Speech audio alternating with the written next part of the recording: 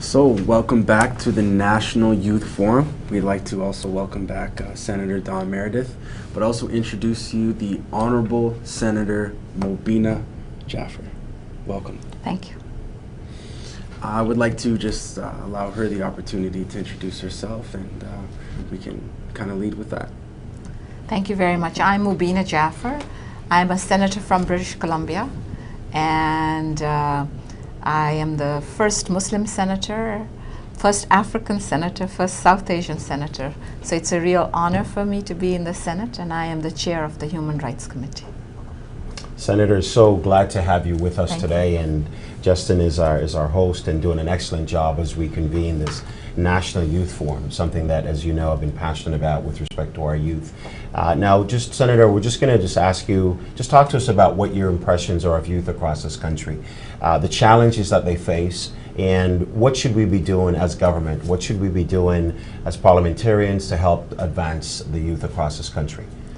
I have a lot of faith in the young people in our country because I truly believe that they don't look just at what needs to be done within our borders, but they look outside as well. When I travel, especially in Africa and Asia, I find many of our young people who are supervising in refugee camps, who are giving their time up as doctors with Médecins Sans Frontières or Save the Children or Oxfam or Amnesty International. So I have the greatest respect for young people because I truly believe that you extend yourself further out, but also we as federal government, as federal politicians, have a duty towards you, and one of those very important duties is to find ways that you get work, that you get opportunities to work in fields that you've always dreamt about, to make opportunities available to you. And that is a situation that I find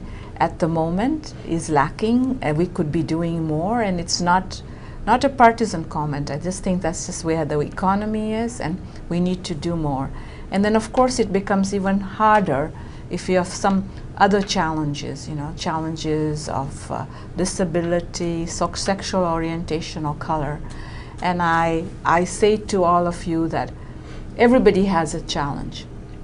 You may have a challenge more than somebody else, but don't give up, don't fight. Because when I first came to this country 40 years ago, there was never a South Asian woman lawyer practicing in Canada. And so every door I knocked at kept saying to me, you should become a secretary. Becoming a lawyer is very difficult. But I ignored the naysayers, and I'm very proud to tell you that today, not only am I a lawyer, I'm a lawyer that's been given the Queen's Counsel status by the government. But what is important is that I have lived my dreams. And so I say to all of you is, don't give up on your dreams. And I say to people is, if there are barriers, if you're finding challenges in reaching your dreams, reach out to a person. I have many times reached out to the prime minister in the country, to the politician, and said, give me 10 minutes of your time. How can I do X? And I have never ever been refused by anybody. Reach out to people and live your dreams. So on that point of living your dream, and I've often said this as a public speaker to youth and youth forums about defining yourself. I often said to Senator that our young people are not just a percentage of our population, they're 100% of our future, and they might not be responsible for their circumstances, but they're responsible for who they become. So talk to me about those challenges that you faced in becoming a lawyer in this country. First of all, you're African, you're South Asian, you're a woman, so you have all these things against you, and sometimes I think our young people out in our listening audience today feel that somehow the things are stacked against them. How did you overcome that, and elaborate for us what steps did you take to overcome some of those challenges? And if I sit here and relate my challenges to you, it seems big, but obviously challenges don't come to you all at once happily. They come in progression, they come from at different times. And many times, even now, I feel like that punching doll, how somebody punches you down, but you have to How do you get back up? How do you get back up? Because you're a punching doll, so you have to get back. Yes. You don't have a choice. But why you get back is when I had the challenge about becoming a lawyer, I absolutely I couldn't hear the naysayers. For me, when somebody said no, I don't know whether I blocked them out or I had such a deep desire to become a lawyer that I just ignored them. And when you ignore them and just focus on your goals, it wasn't easy. And I'll give you some examples. It wasn't easy. But when you just focus on your goals, what happens is that you find opportunities. For me, I found this one man. So let me tell you, when I came here as a refugee in 1975, I knew nobody. And so I went through the yellow book. I guess you don't even have that now. Yellow pages. Yellow pages or book, the internet, internet for you. And I just looked through and I called lawyers. And I reached D and I called a man who had just been a judge, and he was amazed why I would call him, because nobody had ever called him to ask for a job for years and years. He gave me a job, but because I hadn't got my local qualifications, I worked as his girl Friday. And then the Law Society gave me a lot of challenges. I was a lawyer from London University, and yet they wouldn't give me accreditation. I had to fight, even the papers they wouldn't give me. But happily, this man, Tom Dome, he went and got the papers for me. I applied. In 10 days, they phoned and said I could write the exams. At first, they wouldn't even let me do that. But they kept saying, then they phoned the office, and it so just happened that I picked up the phone, and they said, why is Tom Dome supporting this Jaffer girl? Why is he so much in favor of her? We want to know. And I obviously, I said, because he thinks she's capable. They didn't know they were talking to the Jaffer girl.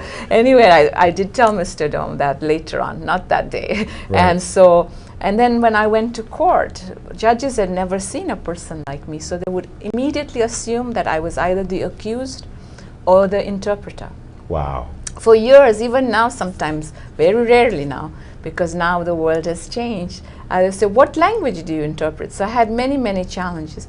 But you know, I had one person supporting me, and that was Mr. Dome, and my family, of course. And so I say to you, you only need one person. Throughout my life, I've had this one person who has supported me throughout my challenges. And so I say to you, you know, you don't need the whole world on your side. You don't even need anybody on your side. You just need your own inner power. And you know, many times you will falter, because we all have bad days. The day you falter is when your family and your friends come together to remind you of your dream. That's fantastic. Thank you for that. I mean, I've often said to young people, don't let somebody else define you. You define yourself, and that's exactly what you did. You went to a mentor, Mr. Dome, and here you are now as, you know, the first African Canadian senator. You know, and so that's a remarkable story to be able to share, to engage, encourage, and empower our young people that are listening to you. Justin, you had a question for the senator. Yeah, I do have a question. My question is, how do you feel Canada practices the rights of a child? We have a long way to go. We have signed the Convention on the Rights of the Child, and we have a lot of resources. But unfortunately, we still have young children going hungry. We still have young children who do not have resources. We still have young children who are in abuse situations. And I believe that if we don't look after the most vulnerable or the most fragile in our community, our fabric weakens. We as a society weaken. And so if the Convention of the Rights of the Child is really to be implemented, we have to look at the interests of the child, which means better tax credits for parents, better minimum wages for parents, absolutely better child care. And this is not about one government or another government. This is, as a society, we have to say, these are our values. We have to have the best child care, because we either pay now or we pay later. We have to have best child care, because if a child is well looked after now, they will be a contributing member of our society. Oh, thank you so much for sharing with that. Absolutely, and thank you, Senator. Really appreciate you taking the time to participate in this National Youth Forum.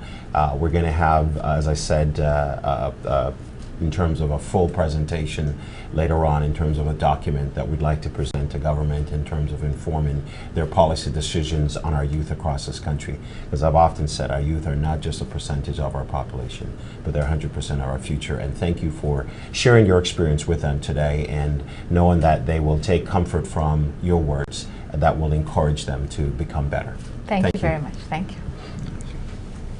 So as we wrap up this panel, I'd like to just acknowledge all those who are listening today. This is a really cool experience for us because we get to engage not just the young people's communities, but also people within Parliament. So thanks a lot, hang tight, and we'll get back and get ready for our last panel. Thank you so much. Thank you.